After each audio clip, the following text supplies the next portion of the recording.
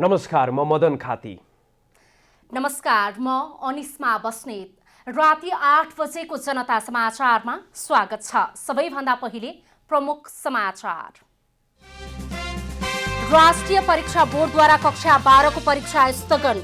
यस वर्ष परीक्षा अब कसरी र कहिले भन्नेबारे अन्यल। स्वास्थ्य तथा जनसङ्ख्या मन्त्रालयद्वारा नेपाल मास्क अभियान सुरु। सबैको सहयोगले मात्र कोभिड रोकथाम हुने प्रधानमन्त्री देउबाको भनाई। भूमिहीनलाई प्रक्रियागत रूपमा जग्गाको स्वामित्व दिन सरकार तयार रहेको गृहमन्त्री खाँडको भनाई। सबैलाई समेट्ने गरी आयोग गठन गरिने। अफगानिस्तानमा सुरक्षा कारवाहीमा थप 385 तालिबान लडाकु मारिए, 210 जना घाइते। र नेपाल नेत्रहीन क्रिकेट सङ्घद्वारा 3 खेलाडी सम्मानित। खेलाडीलाई जनही 5,000 नगद र कदर पत्र प्रदान।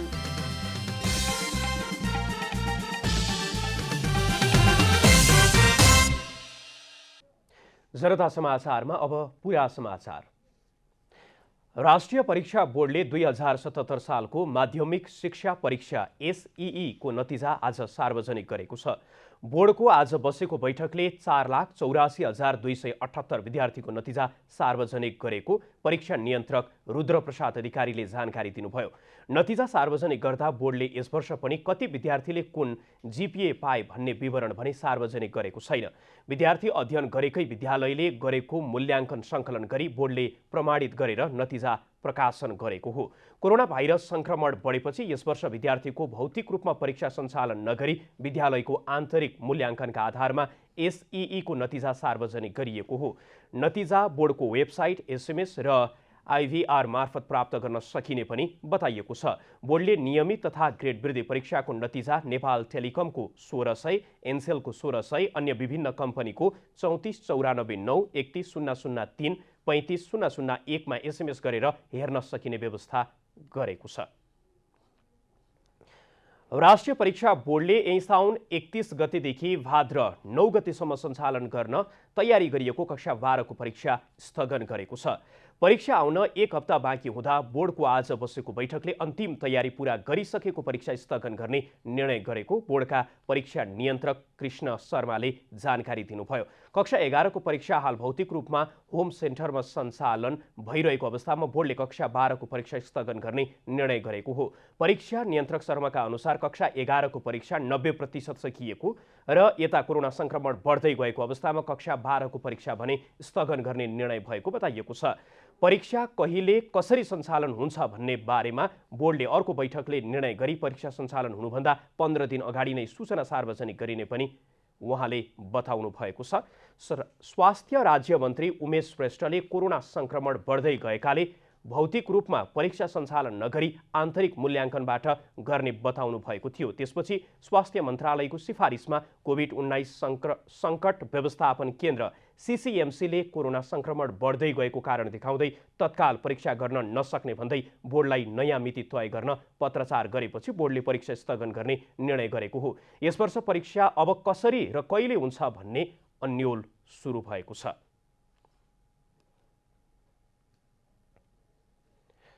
र यस विषयमा थप कुराकानी गर्नको लागि यति बेला हाम्रो प्रत्यक्ष सम्पर्कमा शिक्षाविद प्राध्यापक डाक्टर विद्यानाथ कोइराला जोडिनु भएको छ। विद्यानाथजी, यहाँलाई कार्यक्रममा स्वागत छ।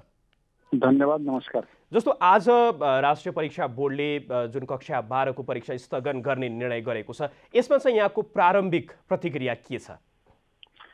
मैले त पहिलेदेखि भन्दै आएको के हो भने यो 12 को परीक्षा यो बेला गर्ने भन्दा अगाडि पछाडि घचड्दै गर्ने किसिमको काममा ठाडै बन्द गर्नु, विद्यार्थीहरूलाई चाहिँ अन्यल हुन्छ।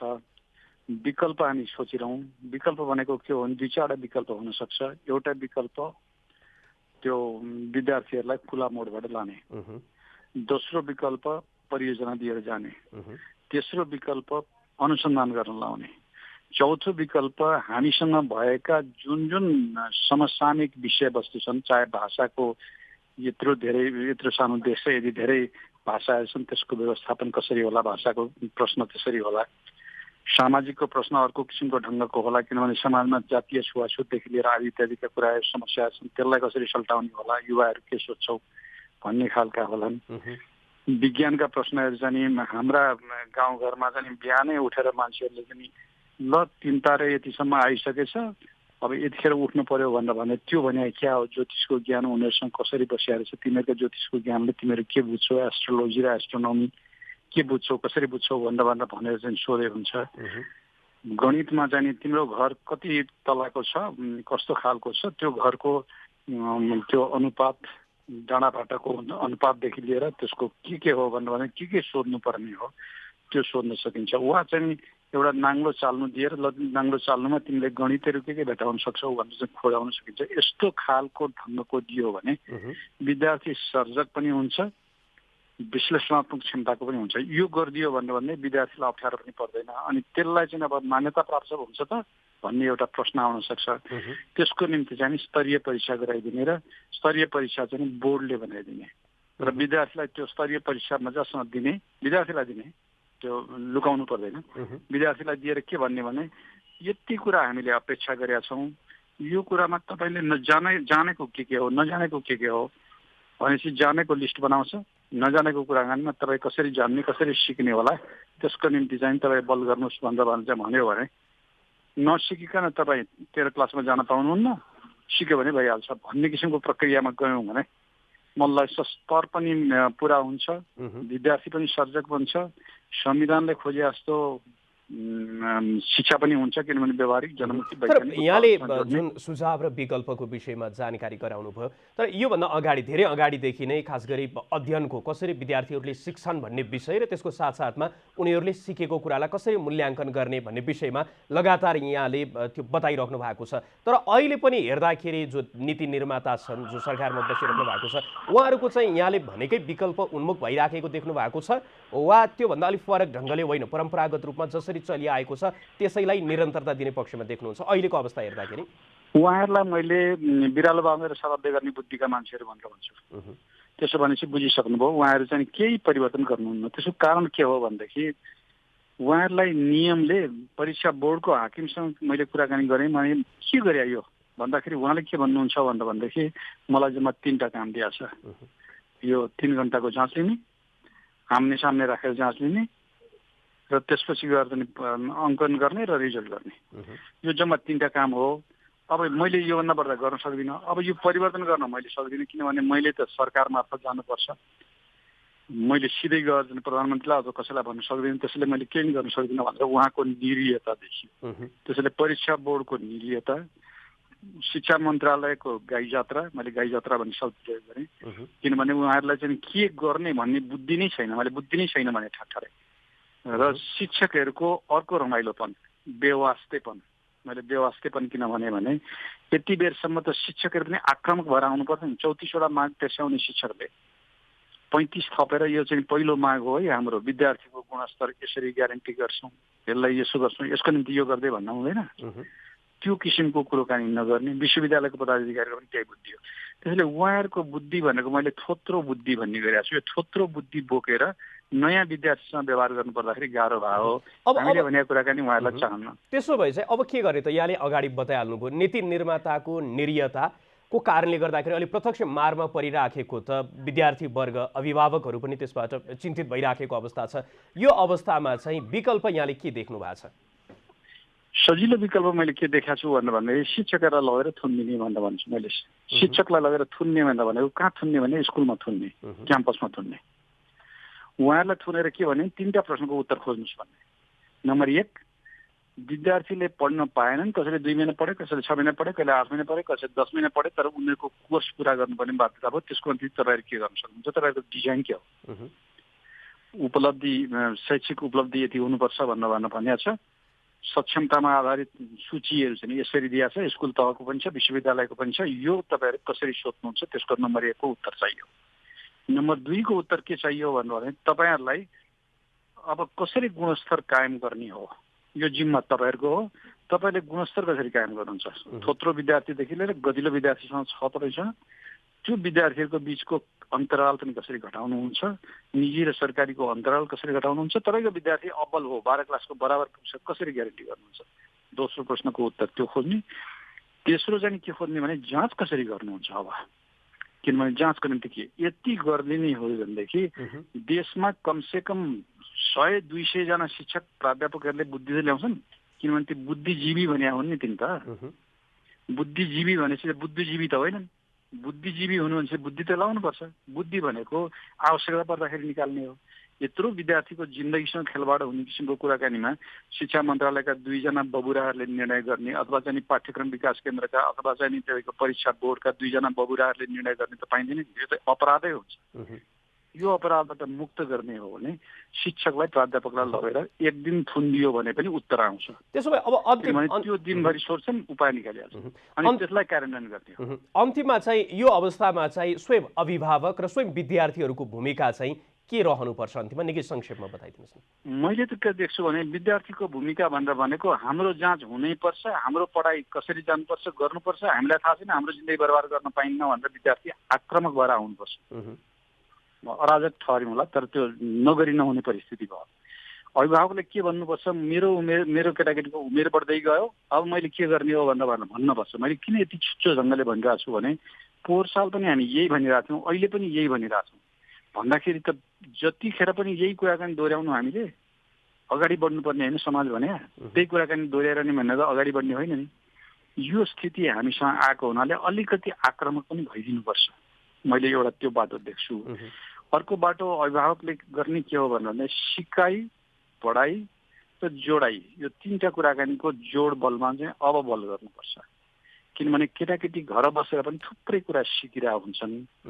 तिनले सिकेको कुरा पढाइसँग जोडिएको छैन।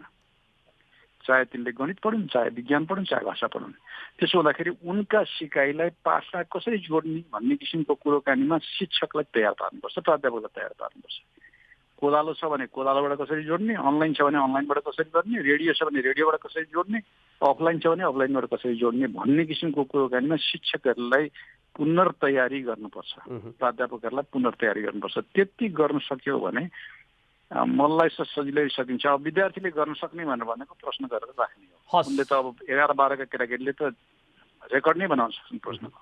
हस्, यहाँले आफ्नो महत्त्वपूर्ण समय उपलब्ध गराइदिनु भयो। यहाँको महत्त्वपूर्ण समय, सुझाव र यो यहाँको महत्त्वपूर्ण विचारको लागि धेरै धेरै धन्यवाद।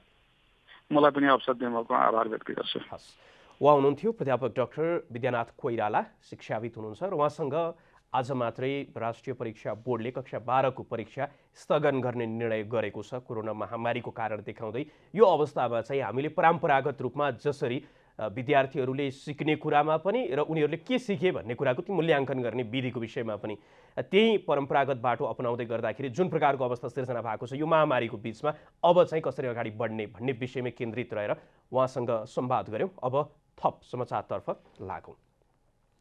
देशभर पछिल्लो 24 घण्टामा थप 3218 जनामा कोरोना भाइरसको संक्रमण पुष्टि भएको छ। पछिल्लो 24 घण्टामा 13,573 नमुना परीक्षणमा यो सङ्ख्यामा संक्रमण देखिएको हो। विभिन्न प्रयोगशालामा परीक्षण गरिएका 4707 नमुनाको एन्टिजेन विधिबाट र 8866 नमुनाको PCR परीक्षण गरिएको थियो, जसमध्ये 987 नमुनाको एन्टिजेनबाट र 2231 नमुनाको PCR विधिबाट संक्रमण पुष्टि भएको स्वास्थ्य तथा जनसङ्ख्या मन्त्रालयले जनाएको छ। यस्तै शनिबार 1722 जना कोरोना मुक्त भएका छन्। देशभर कोरोनाबाट निको हुनेको सङ्ख्या 6,67,270 पुगेको छ। स्वास्थ्य तथा जनसङ्ख्या मन्त्रालयका अनुसार पछिल्लो 24 घण्टामा 19 जनाको मृत्यु भएको छ। नेपालमा हालसम्म कोरोनाबाट मृत्यु हुनेको सङ्ख्या 10,038 पुगेको छ। यस्तै पछिल्लो 24 घण्टामा 1,91,339 जनाले कोरोना विरुद्धको खोप लगाएको मन्त्रालयले जनाएको छ। हाल देशभर 35,432 जना कोरोनाका सक्रिय संक्रमित रहेका छन्। प्रधानमन्त्री शेरबहादुर देउवाले सबैको साझा प्रयासले मात्र कोरोना भाइरस संक्रमण नियन्त्रण गर्न सकिने बताउनु भएको छ। स्वास्थ्य तथा जनसङ्ख्या मन्त्रालयले आजदेखि सुरु गरेको नेपाल मास्क अभियान सन्दर्भमा उहाँले दिनुभएको भिडियो सन्देशमा सरकारको एक्लो प्रयासले मात्र कोरोना भाइरस संक्रमण रोकथाम तथा नियन्त्रण गर्न सम्भव नभएको बताउनु भएको छ। प्रधानमन्त्री देउवाले कोरोना भाइरस महामारीको तेस्रो लहर छिट्टै हुने लक्षण देखिएको भन्दै यसप्रति सबै सजग र सचेत हुनुपर्ने बताउनु भएको छ। तेस्रो लहर नेपालमा पनि छिट्टै सुरु हुने लक्षण देखिन थालेका छन्। सरकारको एक्लो प्रयासले मात्र कोरोना महामारीसँग लड्न सम्भव छैन। हामी सबै मिलेर मात्रै यो महामारीलाई पार लगाउन सकिन्छ। त्यसैले म तपाईँहरूसँग आग्रह गर्दछु, अत्यन्त आवश्यक परेको बेला मात्रै बाहिर निस्कौँ। बाहिर निस्कनु अघि नाक र मुख राम्रो छोपिने गरी मास्क लगाउँ, भौतिक दूरी कायम गरौँ। उहाँले भिडभाड हुने कार्यक्रम नगर्न र स्वास्थ्य सुरक्षा मापदण्ड लागू गर्न सम्पूर्ण राजनीतिक दल, गैर सरकारी संस्था, निजी क्षेत्रलाई आग्रह गर्नुभयो। उहाँले महामारी नियन्त्रण गर्ने प्रभावकारी उपाय खोप रहेको भन्दै विभिन्न उमेर समूहलाई खोप लगाउने कार्य सरकारले जारी राखेको बताउँदै खोप लगाउँदा दूरी कायम गरी लाइनमा बस्न समेत अनुरोध गर्नु भएको छ। भूमि सम्बन्धी समस्या समाधान आयोग विघटन गर्नुको औचित्य पुष्टि गरेर देखाउन पूर्व भूमि व्यवस्था, सहकारी तथा गरिबी निवारण मन्त्री पद्म अर्यालले सरकारलाई चुनौती दिनु भएको छ। नेत्री अर्यालले 12 लाख भूमिहीन गरिब नागरिकलाई आगामी असोजबाट जग्गा धनी लाल पूर्जा उपलब्ध गराउने गरी आयोगले काम गरिरहेका बेला सरकारले उनीहरूमाथि गम्भीर चोट पुर्याउने गरी आयोग विघटन गरेको भन्दै आपत्ति जनाउनु भयो। र भूमिहीन दलितहरूलाई पूर्जा उपलब्ध गराउने गरी सरकार तो तयारीका साथ, आयोग तो तयारीका साथ अगाडि बढेको थियो र आज बिना कारण सरकारले विघटन गर्यो। उहाँले केपी शर्मा ओली नेतृत्वको अघिल्लो सरकारले कानुन सम्मत ढङ्गले सो आयोग गठन गरेको दावी समेत गर्नुभयो। उहाँले भूमि ऐनको 8औं संशोधन गरेर भूमिहीनको समस्या समाधान गर्न सो आयोग गठन गरे पनि वर्तमान सरकारले विघटन गरेर भूमिहीनमाथि लात हानेको आरोप समेत लगाउनु भयो। सरकारको एउटा अनौठो कुरा त के भयो भने जतिखेर सम्माननीय प्रधानमन्त्री शेरबहादुर देउवाले शपथ खानुभयो त्यसका भोलिपल्टै पत्रिका आइसक्यो, अनलाइनमा आइसक्यो, आयोग विघटन हुँदैछ। पहिलो झड्का, पहिलो लात्तो ती भूमिहीनहरूलाई मर्का पर्ने गरी, भूमिहरूलाई चोट पुग्ने गरी राज्यले निर्णय गर्न हुँदैन थियो र गर्यो। यो सरासर गल्ती कुरा छ। नेत्री अर्यालले वर्तमान सरकारले नयाँ आयोग बनाउने भने पनि भूमिहीनहरूको समस्या भने समाधान गर्न नसक्ने दावी समेत गर्नु भएको छ। आफ्ना कार्यकर्ता भर्ती गर्न वर्तमान सरकारले आयोग गठन गर्न सक्ने भए पनि ती भूमिहीनहरूको समस्या भने समाधान गर्न नसक्ने उहाँले पटक पटक दोहोर्याउनु भयो। नेत्री अर्यालले ओली नेतृत्वको सरकारले गठन गरेको आयोग विघटन गर्नुको हतारो आफ्ना राजनीतिक कार्यकर्ता भर्ती गर्नु रहेको पुष्टि भएको पनि बताउनु भएको छ। नेत्री अर्यालले भूमिहीनहरूको समस्या समाधान गर्न रफ्तारले काम गरिरहेको आयोग विघटन गरेर सरकारले मुद्दा मामिलाको विषय बनाएको भन्दै आक्रोश समेत व्यक्त गर्नुभयो। गृहमन्त्री बालकृष्ण खाँडले विघटित भूमि सम्बन्धी आयोगमा देखिएको प्रक्रियागत कानुनी र प्राविधिक कमी कमजोरी हटाई सबैलाई समेट्ने गरी आयोग गठन गर्ने बताउनु भएको छ। उहाँले भूमिहीनलाई जग्गाको स्वामित्व प्रदान गर्न गम्भीरतापूर्वक गृह कार्य गरिरहेको जानकारी दिनुभएको छ। उहाँले संविधानको मौलिक अधिकारमै भूमिहीन र दलितलाई यी कुराको सुनिश्चितता गरेकाले सरकारले संविधान र प्रक्रियागत रूपमा नागरिकका सरोकारका विषयलाई सम्बोधन गर्न प्रतिबद्ध रहेको बताउनुभयो। संविधानले भूमिहीन र दलितलाई एक पटकका लागि जग्गा दिने र बसोबासको व्यवस्था गर्ने तथा अन्यलाई पनि उचित बसोबासको व्यवस्था र जग्गा प्रदान गर्ने कार्यमा आधारशिला तयार गरेको उहाँले बताउनु भएको छ। आयोग गठनका सन्दर्भमा देखिएका कमी कमजोरीहरूलाई सुधार गर्न सरकारले आयोग विघटन गर्नु परेको जनाएको छ। जनता समाचारमा अब छोटो विश्राम।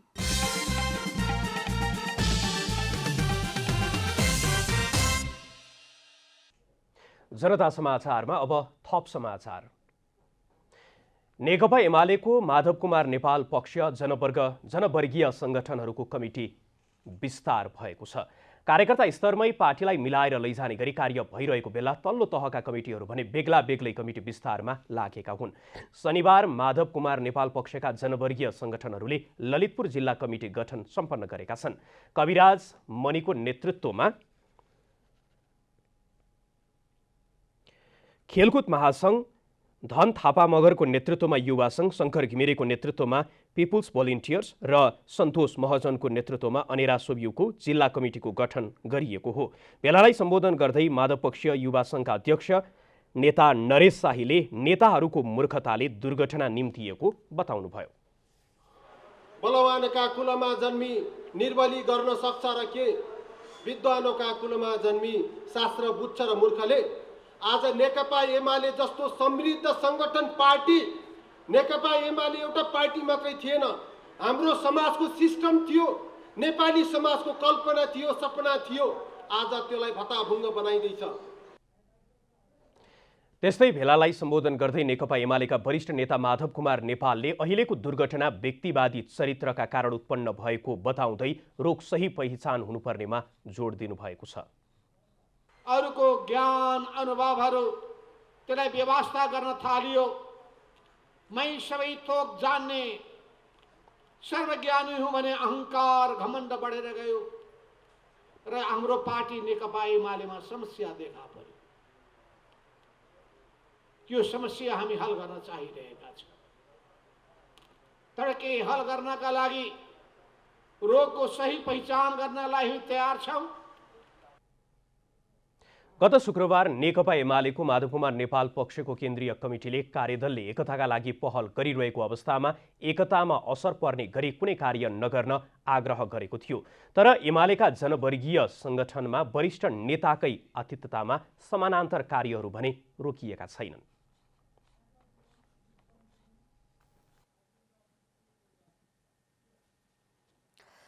नेकपा एमाले भित्रको एकताको विषय थप पेचिलो बन्दै गएको छ। दोस्रो तहका नेताहरूले एकताका लागि भन्दै समय लम्बिरहेकोमा असन्तुष्टि व्यक्त गरेका छन्। नेकपा एमालेमा ओली समूह विधान महाधिवेशनलाई लक्षित गरी सदस्यता नवीकरण लगायत तल्लो तहका अधिवेशनको तयारीमा जुटिरहेको छ। उता माधव नेपाल समूह एकताका लागि पहल बन्दै समय लम्बाइरहेकोमा आफ्नै समूहभित्र नेताहरू असन्तुष्ट बनेका छन्। यसैबीचमा माधव नेपाल समूहका दोस्रो तहका केही नेताहरूले आफ्नै समूहको ढुलमुले चरित्रको विरोध गर्न थालेका छन्। उहाँहरूलाई हामीले बारम्बार उठाएको प्रश्न यही हो कि केपी ओली उहाँले पार्टीको नाममा निर्णय गरेर सबै योजना बनाइसक्नुभयो, तपाईहरू हामीलाई किन रोकिरहनु भएको छ? हाम्रा गतिविधिलाई रोक्न चाहिँ तपाईहरू लाग्नुहुन्छ, नगरौँ भन्नुहुन्छ, अर्काको गतिविधिलाई विरोध पनि गर्नुहुन्न, असहमति पनि देखाउनुहुन्न। यो के तरिका हो भन्ने उहाँहरूसँग हाम्रो यिनै विषयमा वादविवाद भइरहेको छ। यो ठिक होइन र साँच्चै एकता गर्ने हो भने केपी ओलीले यस प्रकारको गतिविधि अगाडि बढाउनु हुँदैन भन्ने हाम्रो बुझाइ हो। एमाले भित्र एकताका लागि समय लम्बिरहेकोमा मात्र असन्तुष्टि छैन, संविधान र आजसम्मका उपलब्धि नै मास्न लागि परेका व्यक्तिलाई पुनः नेतृत्वमा स्वीकार्न नसकिने समेत नेताहरूले बताइरहेका छन्। एक हिसाबले उहाँले गरे जस्तै भएको भए त संविधान नै च्यात्नु भएको छ। गणतन्त्रका विरोधीहरूले टाउको उठाइरहेछन्, धर्मनिरपेक्षताका विरोधीहरूले टाउको उठाइरहेछन्, सङ्घीयता विरोधीहरूले टाउको उठाइरहेछन्। भनिसकेपछि यो सारा राजनीतिक कोषलाई करेक्सन गर्ने बाटोतिर जाने पात्र र प्रवृत्तिलाई यथास्थितिमा शिरमा राखेर पार्टी एकता नामको चिजले पार्टी एकता हुन्छ र कम्युनिस्ट आन्दोलन बलियो हुन्छ र नेकपा एमालेमा ओली समूह वार्ताका लागि बाटो खुल्ला पनि राख्ने र पार्टीका कार्य पनि अघि बढाउने रणनीतिमा छ। उता माधव नेपाल समूह भने सरकारमा जानका लागि एकताको कार्यलाई छिटो टुङ्गाउनु पर्ने बाध्यात्मक अवस्थामा छ। माधव नेपाल समूहले पार्टी एकता नै पहिलो प्राथमिकता भएको बताइरहे पनि एकता तत्काल हुने देखिँदैन। एकता कार्यदलको 10 बुँदे प्रस्तावनामा आधारित भएर एकतालाई टुङ्गो लगाउने बताए पनि उक्त प्रस्तावनामा नै नेताहरूले असन्तुष्टि व्यक्त गर्ने गरेका छन्। प्रस्तावनामा जेठ 2 को केन्द्रीय सदस्यमा फर्किने भनेर लेखिए पनि जेठ 3 गते मनोनित गरिएका पूर्व माओवादीका नेताहरूलाई पनि समेट्ने विषयमा भने असन्तुष्टि रहेको छ। पूर्व माओवादी नेताहरूलाई समेट्दै माधव नेपाल कोटाबाट थप केन्द्रीय सदस्य थपेर नयाँ कमिटी गठन गर्ने र 2 अध्यक्ष मानेर महाधिवेशनसम्म पार्टी चलाउने गरी छलफल हुने गरेको छ। नेकपा एमालेको 9औं महाधिवेशनको विधानले भने महाधिवेशनबाट निर्वाचित केन्द्रीय सदस्यको बढीमा 10% मात्र मनोनयन गर्न सकिने कल्पना गरेको छ। थप केन्द्रीय सदस्य मनोनयन गर्न र 2 अध्यक्षात्मक प्रणाली अंगीकार गर्न विधान नै संशोधन गर्नुपर्ने देखिन्छ। विकास पौडेलको रिपोर्ट।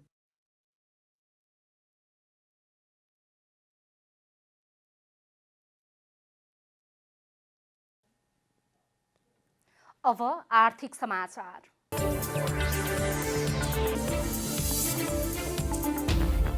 चालु आर्थिक वर्ष 2078-79 को पहिलो 20 दिनमा झण्डै 2 अर्ब बराबरको बजेट खर्च भएको महालेखा नियन्त्रक कार्यालयले जनाएको छ। महालेखा नियन्त्रक कार्यालयका अनुसार बुधबारसम्ममा कुल 1 अर्ब 91 करोड रुपैयाँ खर्च भएको जनाएको छ। खर्च भएको अधिकांश रकम भने चालु खर्च अन्तर्गतको रहेको कार्यालयले जनाएको छ। त्यस्तै राजस्वतर्फ 3 अर्ब 80 करोड अर्थात् लक्ष्यको 3.31% रकम सङ्कलन भएको छ, जुन अघिल्लो आर्थिक वर्षको सोही अवधिको तुलनामा बढी हो। कार्यालयका अनुसार सरकारले 20 दिनमा झण्डै 1 अर्ब 58 करोड रुपैयाँ बराबरको चालु खर्च गरेको छ भने 33 करोड रुपैयाँ बराबरको पुँजीगत खर्च गरेको छ। पुँजीगत खर्च कम हुने तथा विकास निर्माणको काममा ढिलो हुने समस्या विगतदेखिकै समस्या भएको भन्दै यसलाई सुधार गर्नुपर्ने अर्थविदहरूको भनाइ छ। तर यसमा कसैले खर्च गर्दिन भनेर जानी जानी खर्च नगरेको नभई प्रक्रियागत कठिनाइले समस्या निम्त्याएको उनको तर्क छ।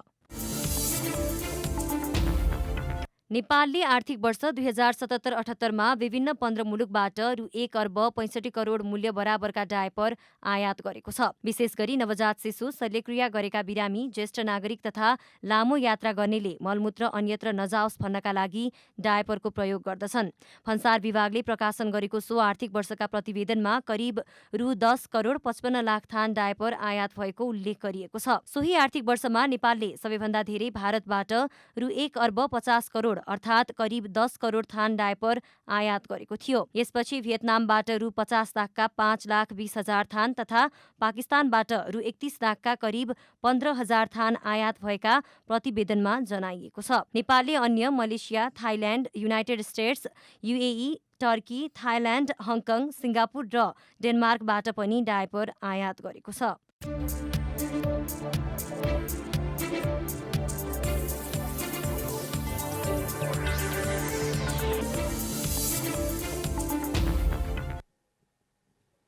जनता समाचारमा अब छोटो विश्राम।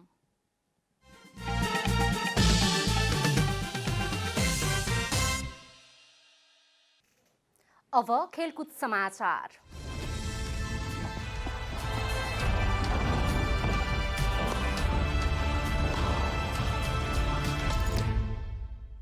नेपालका 3 महिला नेत्रहीन क्रिकेट खेलाडी ज्योति केसी नेत्रहीन महिला क्रिकेट प्रतिभा पुरस्कारबाट सम्मानित भएका छन्। नेपाल नेत्रहीन क्रिकेट संघले 16औं वार्षिकोत्सवको अवसरमा 3 खेलाडीलाई प्रतिभा पुरस्कारबाट सम्मान गरेको हो। संघले हरेक वर्षको साउन 22 गते वार्षिकोत्सव मनाउने गर्दछ। सम्मानित हुनेमा B3 समूहतर्फ राष्ट्रिय टोलीका उपकप्तान समेत रहेकी गीता पौडेल, B2बाट भगवती अम्गाई र B1बाट मुना अरियाल रहेकी छिन्। उनीहरूलाई जनही 5-5 हजार र कदरपत्रबाट सम्मान गरिएको संघले जनाएको छ। गीताले सन् 2014मा बेलायत विरुद्धको सिरिज र सन् 2019मा पाकिस्तान विरुद्धको सिरिजमा नेपाली टिमको उपकप्तानको भूमिकामा नेपाललाई दुवैवटा खेल जिताउन सफल भएकी थिइन्। यस्तै भगवती आफ्नो उत्कृष्ट ब्याटिङ क्षमताबाट राष्ट्रिय तथा अन्तर्राष्ट्रिय कीर्तिमान बनाउन सफल खेलाडी हुन्। नेपाली मुल्की महिला फुटबल खेलाडी अस्मिता आले मगर इङ्ग्लिस क्लब टोटनह्याममा अनुबन्धित भएकी छिन्। शुक्रबार टोटनह्यामले 19 वर्षीय आलेलाई एस्टोन भिल्लाबाट अनुबन्धित गरेको हो। आलेले टोटनह्यामसँग 2 वर्षको सम्झौता गरेकी छिन्। आले गत सिजन एस्टोन भिल्लाबाट खेलेकी थिइन्। उनी प्लेयर द सिजन घोषित भएकी थिइन्। इङ्ल्यान्डको अन्डर 19 टिमकी सदस्य समेत रहेकी आलेले 2018मा एस्टोन भिल्लाको सिनियर टिममा डेब्यू गरेकी थिइन्। आले अमृत र बसन्ती आलेकी छोरी हुन्। तनहुँ स्थायी घर भएका अमृत क्वीन्स गोर्खा सिंगलका सैनिक हुन्। कम्युनिटी सिल्ड फुटबलको फाइनल खेल शनिबार राति हुँदैछ। बेम्बेली स्टेडियममा हुने फाइनलमा म्यान्चेस्टर सिटी र लेस्टर सिटी प्रतिस्पर्धा गर्नेछन्। 2 टिम बीचको फाइनल खेल नेपाली समयअनुसार राति 10 बजे सुरु हुनेछ। सिटी र लेस्टर दुवै टिम उपाधि जित्ने योजनामा रहेका छन्। त्यसैले 2 टिम बीचको खेल रोमाञ्चक हुने अनुमान गरिएको छ। प्रिमियर लिग विजेता र FA कप विजेताले कम्युनिटी सिल्ड फाइनलमा खेल्नेछन्। सिटीले प्रिमियर लिगको उपाधि जित्दै कम्युनिटी सिल्डको फाइनल खेल खेल्न लागेको हो। लेस्टर पहिलो पटक FA कपको उपाधि जितेर फाइनल खेल्न लागेको हो। सिटीले 6 पटक कम्युनिटी सिल्डको उपाधि जितेको छ भने लेस्टरले समेत 1 पटक उपाधि जितेको छ।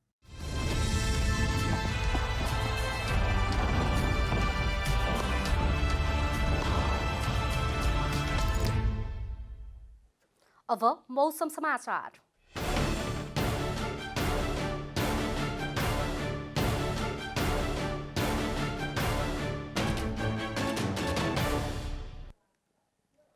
आज राति देशभरको मौसम आंशिकदेखि सामान्यतया बदली भई केही स्थानमा हल्कादेखि मध्यम वर्षाको सम्भावना रहेको जल तथा मौसम पूर्वानुमान महाशाखाले जनाएको छ। अब देशभरका विभिन्न स्थानको मौसम सम्बन्धी थप विवरण।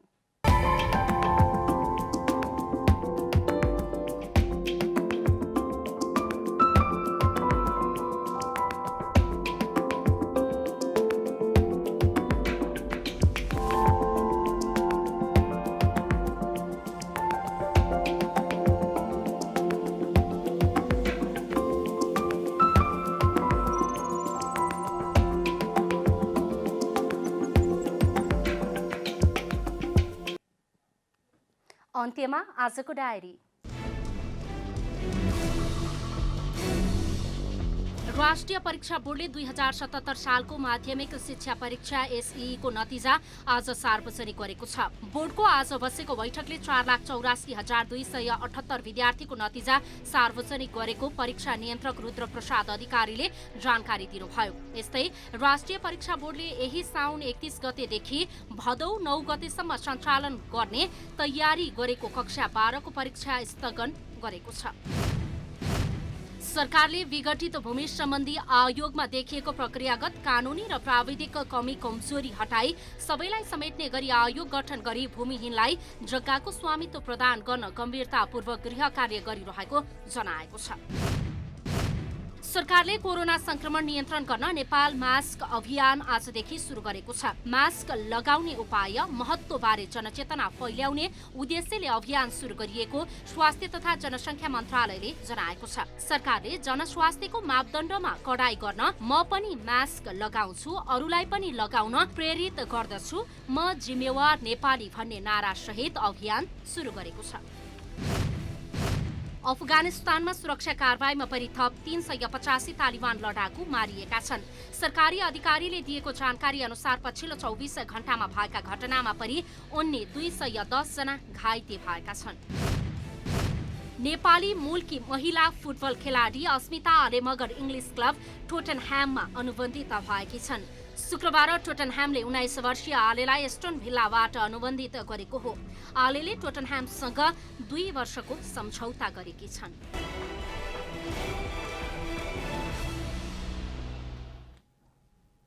जनता समाचार अहिलेलाई यति नै। जनताद्वारा जनताका लागि प्रसारित जनता टेलिभिजनका कार्यक्रमहरू युट्युब, ट्विटर, फेसबुक र हाम्रो वेबसाइट जनतासमाचार.com मा पनि पढ्न र हेर्न सक्नुहुनेछ।